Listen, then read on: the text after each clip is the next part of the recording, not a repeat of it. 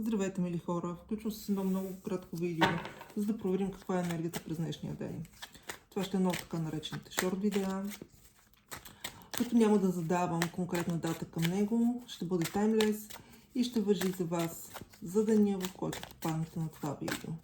Ще изтегля 3 варианта, моля нека всеки да си избере един вариант.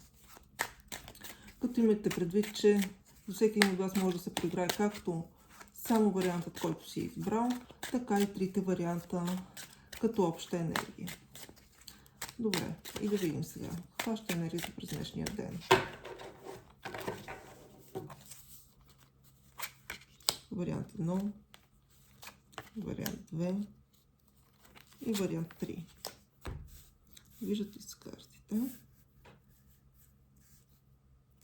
И да видим. Готови ли сте? Вариант 1. Двойка жезли.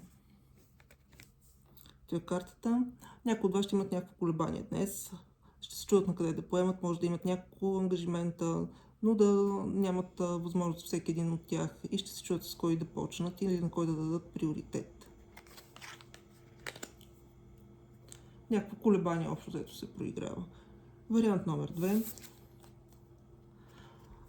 Отшелника. На някой от вас днес няма да има до хора, може да си останете вкъщи, може да имате нужда да помислите малко повече върху дадена ситуация, за да вземете решение. Като цяло, това е една по-скоро тиха енергия. Съответно, тези от вас, които са избрали вариант номер 2, днес няма да има много активен деня и няма да се случват някакви много сериозни събития. И вариант номер 3. Любовниците. На някой от вас днес ще има много любовно. Страхотна енергия. Не искам да казвам нищо повече за нея. Да бъде, нека да ви е хубаво, нека да ви е любовно. Така, за тези, които са избрали да прочетат трите карти в купон, ще трябва да вземете някакво решение, свързано с любовни отношения. Може дори да е избор между двама потенциални партньори. И ще се оттеглите, за да помислите кой ще е най-добрият вариант за вас.